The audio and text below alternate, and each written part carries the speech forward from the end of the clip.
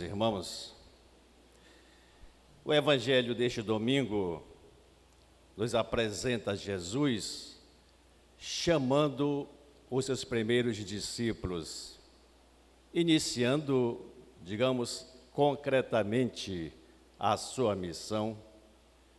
Ora, os primeiros cristãos, sobretudo daquelas comunidades que São Lucas animava, se perguntavam: por que Jesus nos convida a segui-lo? Ele tem um projeto de vida para nós? Será que ele quer que cada um se salve por conta própria? Ou ele tem um plano de salvação para todos? A estas perguntas que também nós nos fazemos, São Lucas responde narrando aqui um episódio da vida de Jesus. Um dia estava ele às margens do lago de Genezaré, e para melhor ensinar as multidões, diz o Evangelho, entrou em uma das barcas que era a de Simão Pedro, e de lá ele anunciava a palavra de Deus. Ora, naquela época, conforme o costume, a tradição religiosa, a palavra de Deus devia ser proclamada somente nos ambientes sagrados, como no templo ou nas sinagogas. Mas Jesus, ele quebrou esse costume, como que atropelou esse tabu religioso e ensinava a palavra da barca de Pedro. Ora, aqui é muito fácil compreendermos que a barca de Pedro representa a comunidade cristã. Portanto, a comunidade é o único lugar onde ecoa a palavra de Deus. É da comunidade que deve se aproximar todos aqueles que estão em busca de luz, sabedoria, conforto, consolo e esperança. Mas quem estava naquela barca comunidade? Certamente Jesus estava. Ele mesmo disse: onde 2 ou 3 estiverem reunidos em meu nome, eu estarei no meio deles. Mas Jesus, claro, não estava sozinho. Ao seu lado se encontravam outras pessoas, mas não eram pessoas extraordinárias. Não eram pessoas santas, perfeitas, que não tivessem pecado. Não, porque na verdade, quem não tem pecado, quem realmente é santo, é somente Deus, como nós ouvimos aqui na primeira leitura. E como também nós ouvimos quando entoamos o cântico do Glória: só tu, Senhor, és santo. Portanto, ao lado de Jesus, estavam muitas pessoas boas, com certeza, porém pecadoras, tanto que o apóstolo Pedro reconheceu esta condição e ajoelhou-se diante de Jesus e disse: afasta-te de mim, porque sou um homem pecador. Embora estivesse cheia de pecadores, é daquela barca, ou seja, da comunidade, que se ouve a palavra de Deus. Muitas pessoas estão nesta barca, ou seja, fazem parte da comunidade, mas infelizmente ainda não compreenderam esta verdade, porque são pessoas que se acham melhores do que as outras, são pessoas que imaginam que pecam menos do que os outros, são pessoas que se sentem mais importantes do que os outros diante de Deus, são pessoas que pensam que Deus as valoriza muito mais do que os outros. Enfim, são pessoas que, naturalmente, irmãos e irmãs, entendem que diante de Deus, elas têm, naturalmente, uma apreciação mais elevada. Só porque não traíram o marido, só porque não traíram a esposa, ou porque não bebem a cerveja, ou prestam alguns serviços na comunidade cristã, ou quem sabe, porque vêm na missa todos os domingos e recebem a Eucaristia. Naquela barca só existia um santo, Jesus Cristo. Todos os outros eram pecadores. No entanto, ele chamou para os seus serviços esses pecadores. O exemplo típico, nós bem sabemos, foi do apóstolo Pedro. Ele que até no dia, a poucas horas da morte de Jesus, ele chegou a traí-lo. E olhem que Pedro tinha convivido com Jesus durante 3 anos, recebera de Jesus muitas atenções. Jesus foi paciente, compreensivo com Pedro, com suas incoerências e infidelidades. Mas Jesus, ele é misericordioso com os pecadores. Foi misericordioso para com Simão Pedro, perdoou-lhe seus pecados, lhe deu vida suficiente para que ele se transformasse e morresse santificado. Portanto, a misericórdia de Jesus não é, irmãos e irmãs, um convite, uma permissão para continuarmos pecando, para nos sentirmos confortáveis com os nossos pecados, mas sim é uma advertência para que saibamos ser acolhedores, compreensivos, pacientes e deixemos de hipocritamente julgar o comportamento, a consciência dos outros. Porque mesmo que naquela barca estivessem cheia de santos, o milagre de uma pesca milagrosa depende de Deus. E o Evangelho confirma que o resultado da pesca abundante não foi por causa da iniciativa, da criatividade, da habilidade, da experiência, do profissionalismo de Pedro, não. Foi pela força da palavra de Deus. Certamente que Pedro achou a ordem de Jesus de lançar as redes em pleno dia um absurdo, ridícula, incoerente. No entanto, embora a palavra de Jesus fosse contrária ao bom senso, à experiência, à lógica de Pedro, ele obedeceu, ele confiou e obteve o resultado surpreendente, inesperado, extraordinário.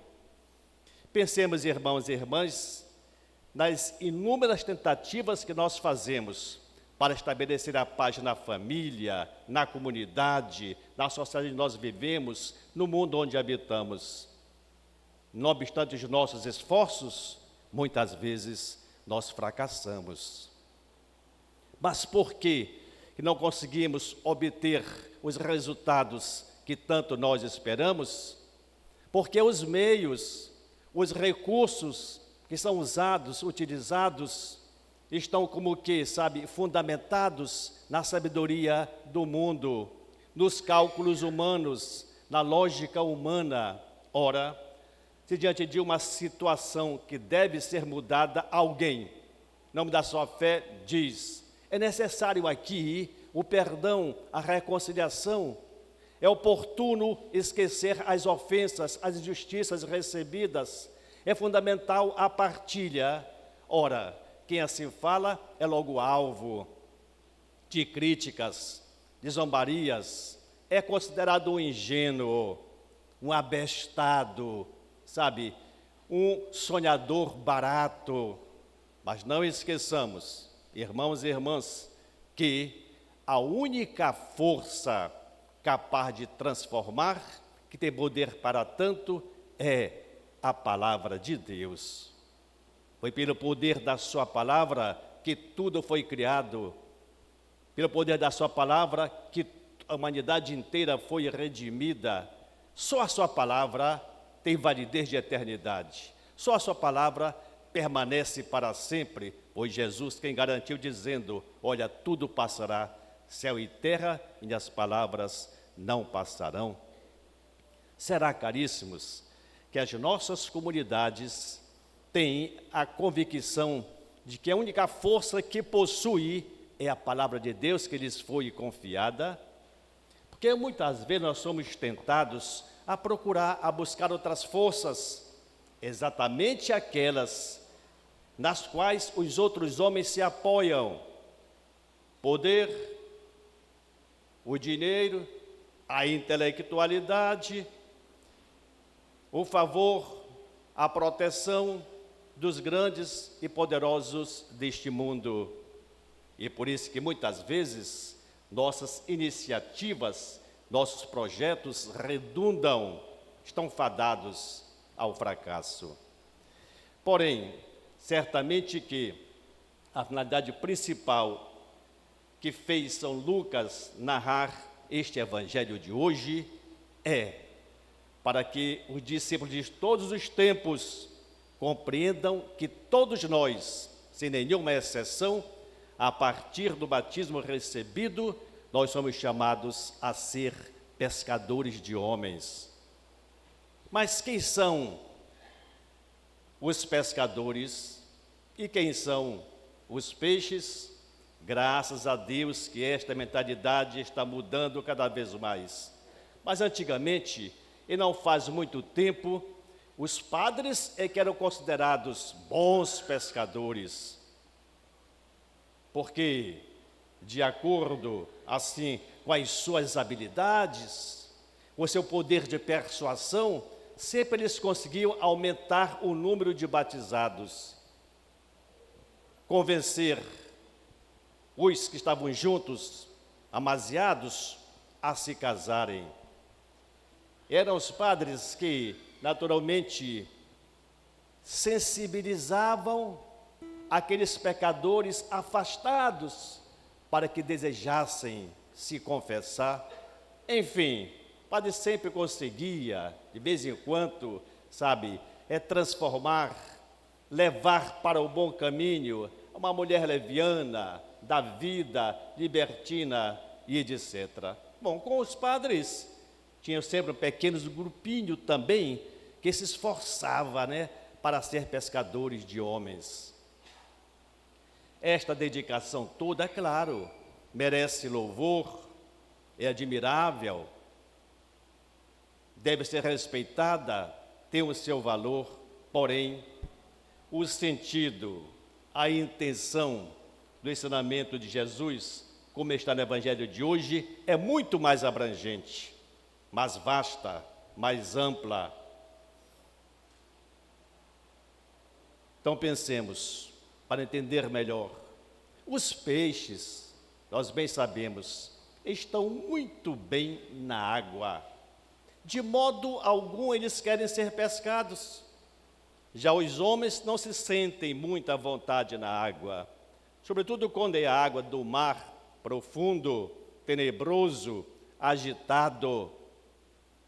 Os peixes, ao saírem da água, ao serem retirados, eles morrem, enquanto que os homens vivem. Com esta comparação, quer Jesus ensinar aos seus discípulos que os peixes, os homens, não devem ser pescados com o anzol, mas sim retirados da água vivos com a rede, para que não venham a morrer afogados e sejam tragados para o abismo profundo. Quem são os peixes, ou seja, aqueles que devem ser pescados? Sem dúvida, são os que estão dominados pelos seus vícios, envolvidos pelas suas paixões violentas, e assim praticam o mal para si e também para os outros. Mas, indubitavelmente, quem deve ser pescado, retirado da sua condição desesperadora, é o mundo inteiro, toda a humanidade, para que não seja, digamos, engolida, tragada pelas forças do mal, representada pelo egoísmo, pela ganância, pelo ódio, pela violência, não sei, pelas guerras, pela corrupção moral, pela destruição das famílias.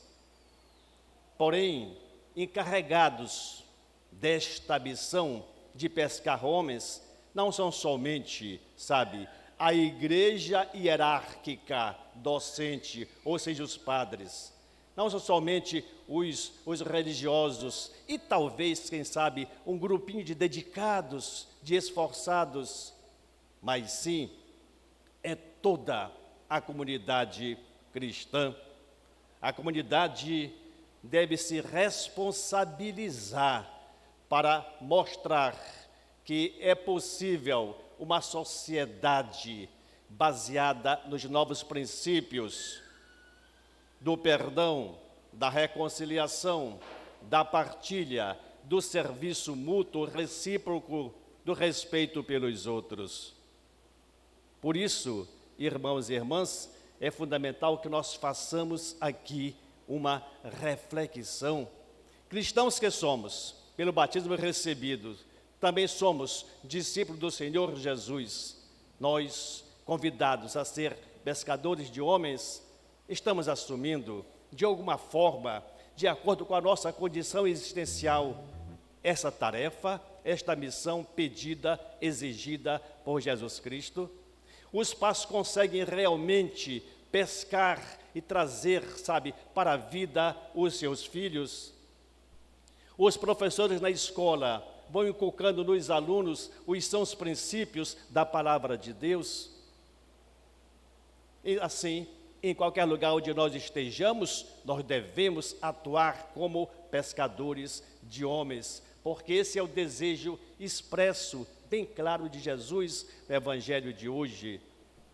Nós não devemos somente pensar que a nossa missão ou a nossa pedagogia libertadora se trata de salvar de um por um, mas também é dever de cada um de nós, de acordo com o ensinamento do Evangelho, assumir a condição de contribuir para transformar as estruturas de nossa sociedade pecaminosa, que naturalmente faz com que o mar da vida esteja tumultuado, agitado, e quantos nele estão naufragando.